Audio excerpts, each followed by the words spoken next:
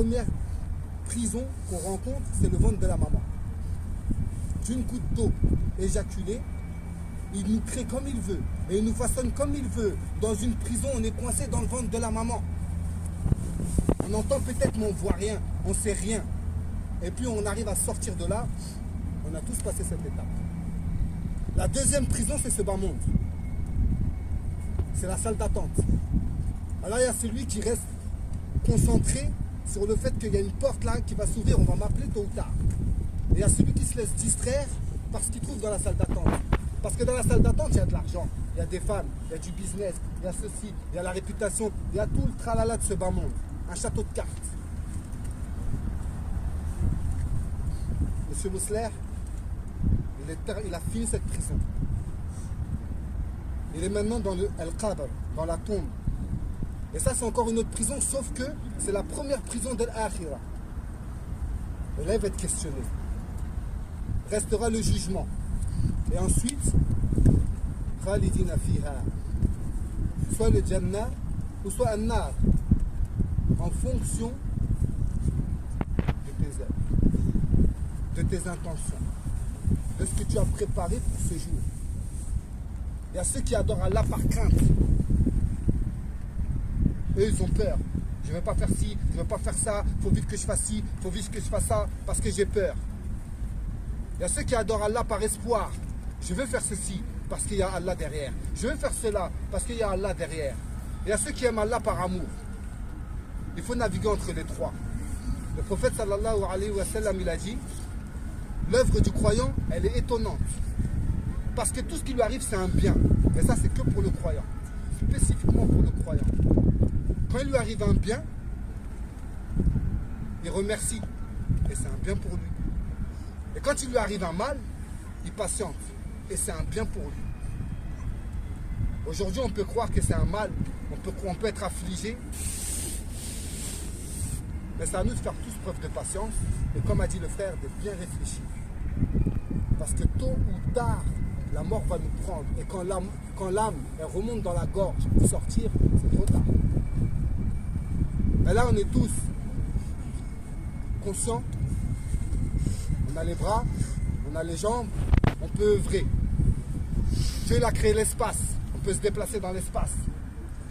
Dieu il a créé le temps. C'est un laps de temps. Le jour de ta mort, il a arrêté. Et là, ta vie, elle diminue. Mais il y a une troisième dimension, à part l'espace et le temps. Il y a la proximité d'Allah et l'éloignement d'Allah. Et c'est là qu'il faut bien régler le curseur. Parce que dans la Genèse, dans ce qu'on explique, dans toutes les religions, le shaitan, ce qu'on appelle le diable, pour une prosternation qu'il a laissée, il a été banni de la miséricorde d'Allah. Quant à Adam, pour une bouchée qu'il a croquée, qu'il n'a même pas avalée, il a été expulsé du paradis. Et il doit faire ses preuves. Tous les péchés, ça vient d'où? Ça vient du ventre. Et ce qui est en dessous, on appelle ça les shahawat, les passions, les plaisirs qui t'amènent.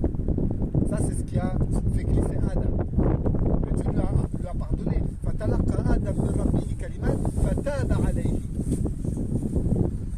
Il y a une autre sorte de péché, c'est ce qui est au-dessus du ventre maintenant cette fois-ci. C'est le cœur et la tête. Ça, on appelle ça al-shubuhat. Ça, c'est ce qui a fait glisser le shaitan. Il a dit, je ne me prosterne pas, moi je suis meilleur que lui. Attention tout ça. Al-shahawat ou al-shubuhat, les ambiguïtés et les plaisirs, ça nous fait glisser, ça nous fait dériver. Alors que le chemin, il est simple.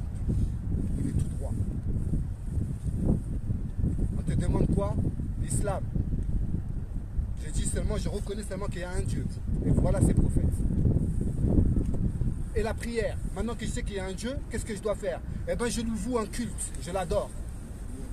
Point barre. Il n'y a que ça qui est inconditionnel. Quoi qu'il arrive, tu le reconnais, tu le pries, c'est bon. La zakat, c'est si tu es imposable. Le ramadan, c'est si tu es en bonne santé. Le hajj, c'est si tu as les moyens. Ça, c'est conditionnel. Te voilà musulman. La première marche du podium. Maintenant, il y a autre chose au-dessus, c'est l'iman, la foi. Il y a 6 piliers. Tu crois en Allah, tu crois en ses anges, en ses livres, en ses prophètes, au jour du jugement dernier, donc en sa rencontre, et au destin, qui sont en ta faveur ou en ta faveur. Là, tu as complété les 6 piliers de la foi. Tu es mu'min, tu es croyant. Il reste encore une troisième marche du podium.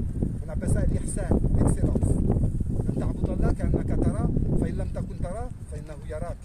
Que tu adores Allah comme si tu le vois, et ça c'est le top. Et si tu ne peux pas, alors au moins sache que lui te voit. C'est ça qui est bon. C'est facile. Quand tu as accompli ça, profite maintenant de toutes les bonnes choses. On ne t'a pas dit de délaisser ce bas monde. Tu peux aimer ce bas monde, mais jusqu'à 49% maximum. 51 pour Allah. Le moment où il faut trancher les 1% qu'il faut passer de l'autre côté là, tu tranches. Et tu fais ton chemin. Le voilà, il va rester là. Nous, on va repartir. Dans 10 minutes, tout le monde va rigoler, tout le monde va parler d'autre chose. S'il vous plaît, par pitié, gardez ça à l'esprit.